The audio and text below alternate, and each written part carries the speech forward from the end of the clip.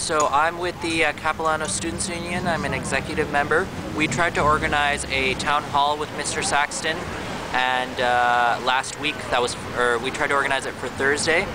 And he had said that if a third party organizes a town hall on climate change, he'd be willing to attend. Unfortunately, he bailed on us. We are just wondering, when is Mr. Saxton going to respond to the concerns of his constituents?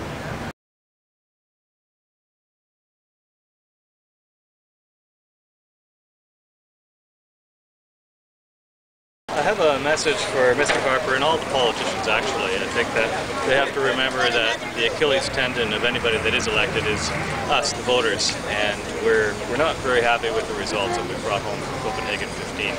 I read the newspaper article this morning, and what I got from it was the COP15 result is that we recognize that we have agreed in principle to a non-binding agreement that has no specific targets for carbon reduction, and that we have agreed to it. Signed, your world leaders, hugs and kisses.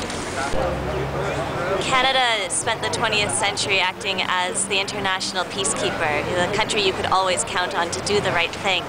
And over the course of this one government's 6 years in power, Stephen Harper is throwing that reputation and that position in the world down the drain. The reason we're here today is because the climate talks in Copenhagen have been a failure, right? And people are frustrated and upset, and some people feel powerless, and some of them have been contacting us to say, what do we do now? So we say, this is where you start. You get out in front of your MP's office and you say, you know, I want action. And even though the talks are done, the pressure's not, and it's actually only just starting. So in Canada, we're going to be doing this more and more all over the place, coming to an MP's office near you soon. So another thing to consider with climate action is that being involved with Oxfam and working in Eastern Africa, that humanitarian crises are absolutely magnified by climate change. With the absence of rainfall, we run into food shortages, and NGOs like Oxfam Canada have to redouble their efforts, and ultimately climate action is the equivalent to preventative medicine when dealing with humanitarian crises. I think that everyone's just waiting for someone to get the ball rolling. So I just encourage everybody to talk with your co-workers and get some group action going, because I really think deep down that's what everybody wants. And we're also waiting for our politicians to do the same.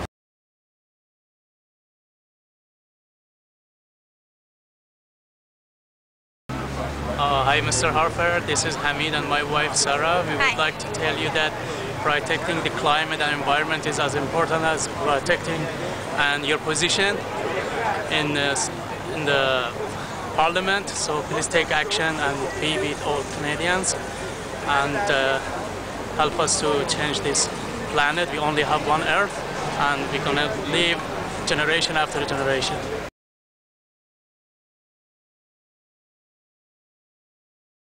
Do you care about climate change? Yeah. How come? Because it will wreck my world. Whose world is it going to wreck?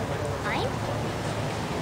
And do you want to send a message to Stephen Harper and all the politicians? Yeah, to stop climate change before it's too late.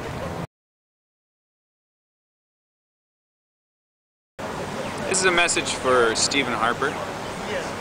I'm tired of being misrepresented. I'm tired of worrying about my future and my kids' future. And I'm tired of thinking about the idea that I can't travel the world anymore without a Canadian, or with a Canadian patch on my bag, because, well, we're now down in the bottom of world perception, thanks to you.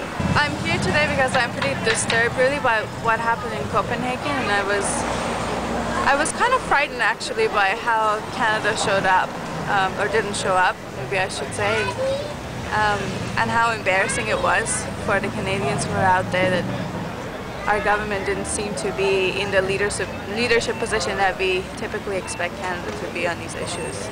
And if anything, they're trying to block the process and drag their feet.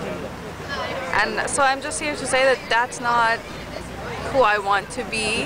That's not the Canada that I'm part of. And in a way, I think, the issue is too important to just leave to our leaders, and people need to take action, and so that's why I came to this rally. Stephen Harper.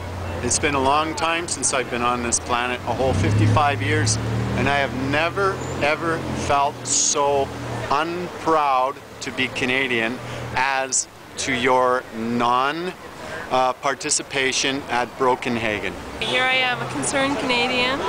This is our opportunity to do something about our environment, about our economy. We can't rely on fossil fuels forever. We know that they are dwindling. We know that climate change is happening. The proof is there. Please, let's take this opportunity to do something about it now before we are ambushed by catastrophe, economic and environmental. Let's do it now. Let's be intellectual and thoughtful about our future for us and for our kids. Prime Minister Harper, you have children. I'm wondering, when they've 20 years have passed, whether they're going to ask you why you did nothing. And if they do, I'm wondering what you're going to answer.